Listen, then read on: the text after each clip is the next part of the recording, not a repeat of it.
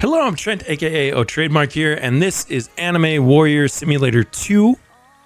Now, I've been playing AWS2 for about a week now, and I mean, at first glance, it is very, very similar to Anime Fighters, right? I mean, like you can see, this is literally just time trials.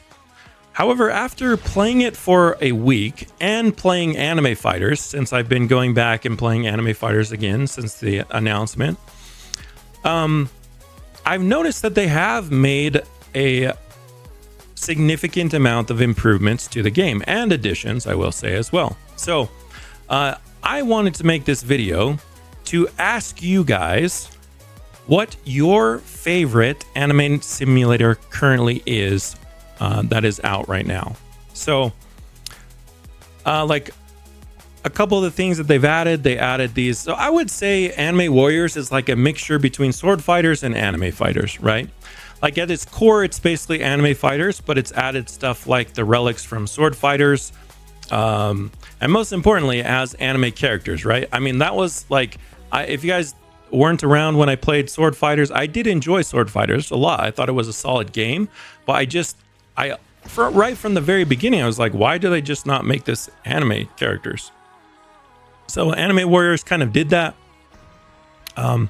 Basically all the AFS elements while bringing some sword fighter elements. They also have like corruption, which is kind of like the, corruption darkness events from sword fighters. And they have like a little tower mode. So they've brought a few different things, but I mean, the core gameplay is nearly identical to the gameplay loops in Anime Fighters. And so they are very, very similar games. Now, last week, I don't know how long ago it is now, but a few days ago, I posted a video about Anime Fighters, and I said that I felt like they needed to basically fix some of the broken gameplay systems, gameplay mechanics that were in AFS if they wanted to be, if they wanted the game to be popular in the long run. Obviously, when they first do an update, it's going to pop off, but if it is to be successful in the long run, I feel like they have to fix some of those systems.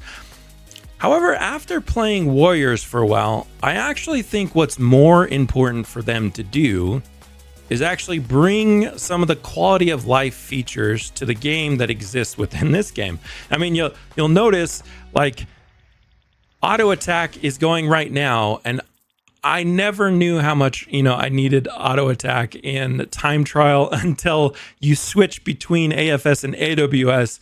It is so painful to sit there and click each unit individually versus just having this auto attack option. And honestly, I wanted to try out auto attack so badly. I just paid the Robux for it. I didn't even pay gold for it, but it is just such an incredible quality of life improvement. They also have auto fusing, which I can show you guys in a second here, and then anti-AFK. So anti-AFK, basically, before you hit the 20-minute cutoff where Roblox automatically disconnects you for being AFK, what this game will do is teleport you to a new public server in the exact same spot that you were doing the exact same thing that you were doing. It's very, very convenient because you can be like opening, you can be, whatever, fighting mobs, and they're going to teleport you. Maybe the mob attack thing might have to be, oh yeah, obviously you'd have to have auto attack on, but the point still remains that like anti-AFK, initially, because I have the auto clicker, and I always AFK, my PC playing Roblox, I didn't feel like I would need the anti-AFK, but after using it, I will say, okay, there's a few things that's really cool about anti-AFK, okay? First of all, I can still AFK like Anime Fighters and use Tiny Task or whatever and leave Anime Warriors going as well, and they will both AFK. So I basically can leave one window unattended, and you didn't used to be able to do that. You had to kind of do this funky, 50-50 split with your monitor. You'd have to Tiny Task them both. It was just a hassle. Now you can just auto click or Tiny Task one and then leave, like if Anime Fighters had it, you literally could just leave multiple windows going. And oh, by the way, which is something I want to bring up, because to use multiple windows, you have to use the Roblox version and the browser version, or excuse me, the Microsoft version and the browser version. Thank you for all the people that let me know that, so that I can use basically game on alt accounts at the same time.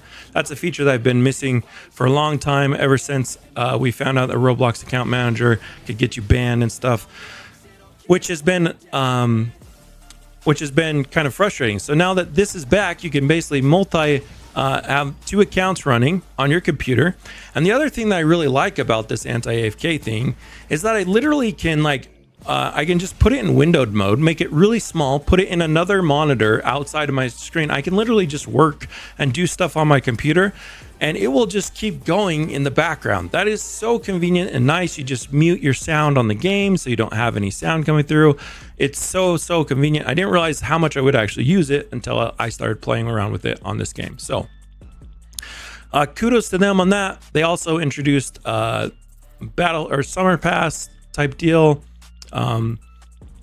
They've done quite a few little changes here. And so in my personal opinion, and maybe it's that I've spent less hours on this. Granted, I'm not at the end world yet. I'm not at like the very, very boring end game. I'm still improving my team quite frequently. So maybe it's just the novelty and the excitement of this game, which is, but like I'm enjoying playing Warriors more than AFS at the moment. Not like peak AFS, but at the moment. And so the reason why I wanted to make this video is because according to other players, well, at least according to popularity, right now, Warriors is at 12.2 thousand players, whereas Anime Fighters is actually at an incredible 18,000 concurrent players, which is pretty crazy considering that Anime Fighters hasn't even updated yet. Now,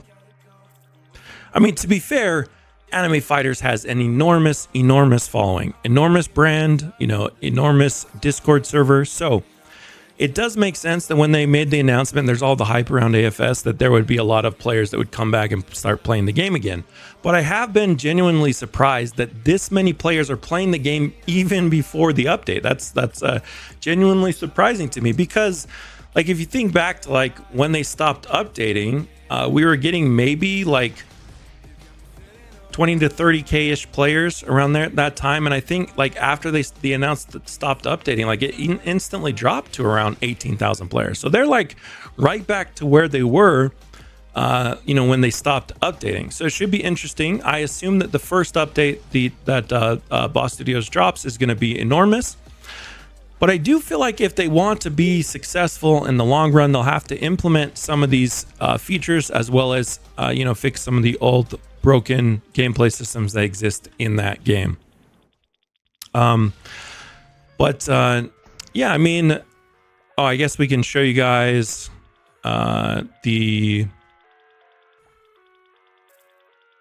we can go ahead and show you the auto fuse in case any of you have not played Anime Warriors. It's pretty cool system. You go here, you select a unit you want to fuse into, you can select which rarities, auto, and then it just automatically fuses into that unit. Now, I did hear that there is a slight penalty if you use the auto fuse, like a 20% XP penalty. I don't know that for sure. I haven't confirmed that, but even with that penalty, it's actually pretty easy to max out units. I didn't realize the max was 190, and I was fusing into my secret unit. Like I was like, why is leveling so slow? Cap is 190, and I hit like 2 units that were max level before I've even gotten to the last world. So I think if I hadn't been fusing into my secret for so long without realizing that it was capped as well, I probably would have 3 or 4 units max by now as well. So it's actually quite lenient on the leveling.